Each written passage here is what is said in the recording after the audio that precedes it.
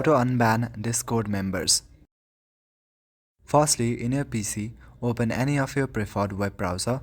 Now go to the search bar on the top and search for discord.com. If you haven't already, then log in or sign up to your account. Once you do that, then you will land to this kind of interface. At the very left corner, you will see all your servers. Click on any server where you would like to unban members. To unban members, you will need the ban member permission, or you have to be the owner of the server. After selecting your server, click on the server's name. Then from the drop-down menu, select the option Settings. On the left side of your menu, look for the option Ban.